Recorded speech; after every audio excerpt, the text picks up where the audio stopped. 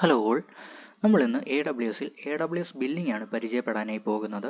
So cost tracking and cost കാൽക്കുലേഷന് വേണ്ടി ഉപയോഗിക്കുന്ന എ ഡബ്ല്യു എസ് സർവീസാണ് A W S billing.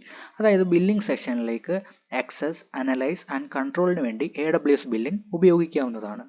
So cloud computing സർവീസസിൽ computing power, storage, databases, machine learning എന്നിവ പോലുള്ള സർവീസസിന് കസ്റ്റമേഴ്സ് എമൗണ്ട് യൂസേജിനനുസരിച്ച് അടയ്ക്കേണ്ടതാണ്. സോ അതിനായി എ ഡബ്ല്യു എസ് വിവിധ പ്രൈസിംഗ് മോഡൽസും ഇൻട്രൊഡ്യൂസ് ചെയ്തിട്ടുണ്ട്. എ ഡബ്ല്യു എസ് ഫ്രീ ടയറിൽ പുതിയ കസ്റ്റമേഴ്സിന് ആദ്യ 12 മാസം ഫ്രീ ആയിട്ട് ലിമിറ്റഡ് റിസോഴ്സസ് ഉപയോഗിക്കാവുന്നതാണ്. എന്നാൽ pay as you go pricing മോഡൽസിൽ റിസോഴ്സസ് ആൻഡ് സർവീസസ് ഉപയോഗത്തിനനുസരിച്ച് പേയ്മെൻറ്റ് ചെയ്യാൻ സാധിക്കുന്നതാണ്. സോ നമുക്കിനി A W S billing dashboard ഒന്ന് പരിചയപ്പെടാം. സോ ബില്ലിങ്ങിൽ ബിൽ സെഷനിൽ നമ്മളുടെ ഇതുവരെയുള്ള ഈ മാസത്തെ സ്പെൻഡിങ്സ് അല്ലെങ്കിൽ ബില്ല് കാണാവുന്നതാണ്. അതുപോലെ പേയ്മെൻറ്റ്സ് സെക്ഷനിലേക്ക് പോയാൽ പേയ്മെൻറ്റ്സ് എന്തെങ്കിലും ഡ്യൂ ഉണ്ടെങ്കിൽ അതിവിടെ കാണാവുന്നതാണ്. അതുകൂടാതെ നിങ്ങൾ നടത്തിയിട്ടുള്ള ട്രാൻസാക്ഷൻസ് സെക്ഷനിൽ കാണാവുന്നതാണ്. സോ അത് കഴിഞ്ഞതിന് ശേഷം കോസ്റ്റ് കാറ്റഗറീസിലേക്ക് വന്നാൽ ഒരു ഓർഗനൈസേഷനിൽ വിവിധ ഡിപ്പാർട്ട്മെൻറ്റുകൾ ഉണ്ടാകും. സോ ഓരോ ഡിപ്പാർട്ട്മെൻറ്റിനും ഓരോ എ ഡബ്ല്യു എസ് അക്കൗണ്ട്സും ഉണ്ടാകും. സോ ഓരോ എ ഡബ്ല്യു എസ് അക്കൗണ്ട്സിൻ്റെയും കോസ്റ്റ് കാറ്റഗറൈസ് ചെയ്യാനും കോസ്റ്റ് അലോക്കേറ്റ് ചെയ്യാനും കോസ്റ്റ് കാറ്റഗറൈസ് ഉപയോഗപ്പെടുത്താവുന്നതാണ്. സോ അതിനുശേഷം ഫ്രീ ടയറിലേക്ക് വന്നു കഴിഞ്ഞാൽ നിങ്ങളുടെ ഫ്രീ ടയർ സർവീസസ് ഇവിടെ നിങ്ങൾ ഏതൊക്കെ ഉപയോഗപ്പെടുത്തി, എത്രത്തോളം ഉപയോഗപ്പെടുത്തി എന്നുള്ളത് ഇവിടെ കാണാവുന്നതാണ്. സോ അതിനുശേഷം കോസ്റ്റ് എക്സ്പ്ലോറർ, അതായത് കോസ്റ്റ് മാനേജ്മെൻറ്റ് സെക്ഷനിൽ കോസ്റ്റ് എക്സ്പ്ലോററിലേക്ക് വന്നാൽ A W S cost explorer എന്ന സെക്ഷൻ ഉപയോഗിച്ച് എ ഡബ്ല്യു എസ് സ്പെൻഡിങ്സ് കാണാവുന്നതാണ്.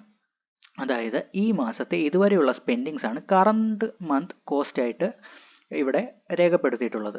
സോ നമ്മളുടെ സ്പെൻഡിങ് പാറ്റേൺസ് അനുസരിച്ച് എ ഡബ്ല്യു എസ് തന്നെ ഒരു മന്ത് എൻഡിൽ വരാൻ സാധ്യതയുള്ള ബില്ലിൻ്റെ എമൗണ്ട് ആണ് ഇവിടെ കാണിച്ചിട്ടുള്ളത്. സോ അതാണ് ഫോർകാസ്റ്റഡ് മന്ത് ആൻഡ് കോസ്റ്റ് ആയിട്ട് ഇവിടെ കണക്കാക്കിയിട്ടുള്ളത്. സോ അതിനുശേഷം നമുക്കൊന്ന് ഒരു ബഡ്ജറ്റ്സ് ഒന്ന് സെറ്റ് ചെയ്യാം.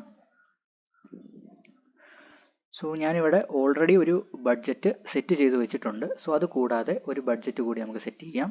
ക്രിയേറ്റ് ബഡ്ജറ്റ് കൊടുക്കുക. യൂസ് എ ടെംപ്ലേറ്റ് സിംപ്ലിഫൈഡ് ആണ് കൊടുക്കുന്നത്. സോ സീറോ സ്പെൻഡ് ബഡ്ജറ്റ് ആണ് കൊടുക്കുന്നത്. അതായത് നമ്മളുടെ സ്പെൻഡിങ് $0.01 എക്സീഡ് ചെയ്യുകയാണെങ്കിൽ അലാം ഓട്ടോമാറ്റിക്കായിട്ട് ട്രിഗർ ചെയ്യാൻ വേണ്ടിയിട്ടുള്ളതാണ് zero spend budget. So budget name my zero spend budget കൊടുക്കുന്നു. ആൻഡ് ഇമെയിൽ റെസിപ്പിയൻസ് നിങ്ങളുടെ ഇമെയിൽ ഐ ഡി കൊടുക്കുക.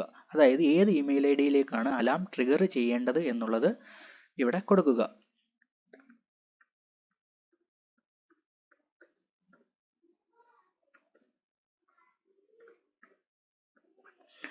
ഓക്കെ, അതിനുശേഷം ക്രിയേറ്റ് ബഡ്ജറ്റ് കൊടുക്കുക.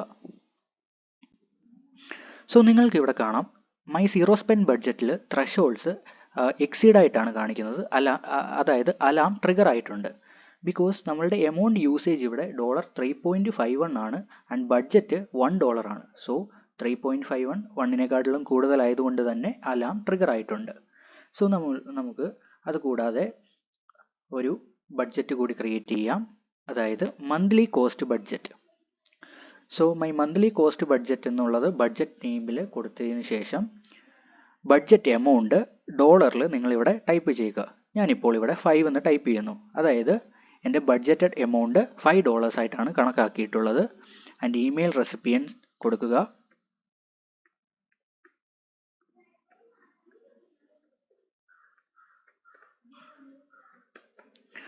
സോ ഇമെയിൽ ഐ ഡി കൊടുക്കുക ആൻഡ് ക്രിയേറ്റ് ബഡ്ജറ്റ് കൊടുക്കുക.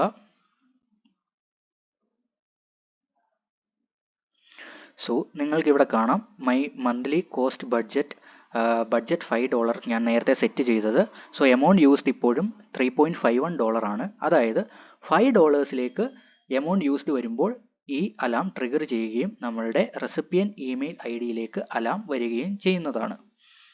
സോ അതിനുശേഷം കോസ്റ്റ് മാനേജ്മെൻറ്റിൽ ബഡ്ജറ്റ് റിപ്പോർട്ട്സ് കൂടിയുണ്ട്. അതായത് ബഡ്ജറ്റ് റിപ്പോർട്ട്സ് വെച്ച് ഡെയിലി, വീക്ക്ലി അല്ലെങ്കിൽ മന്ത്ലി റിപ്പോർട്ട്സ് ക്രിയേറ്റ് ചെയ്യാനും പെർഫോമൻസസ് മോണിറ്റർ ചെയ്യാനും സാധിക്കുന്നതാണ്. സോ ഇത്രയുമാണ് നമ്മളുടെ AWS ബില്ലിംഗ് സെഷനെ കുറിച്ച് പറയാനായിട്ടുള്ളത്. And thank you.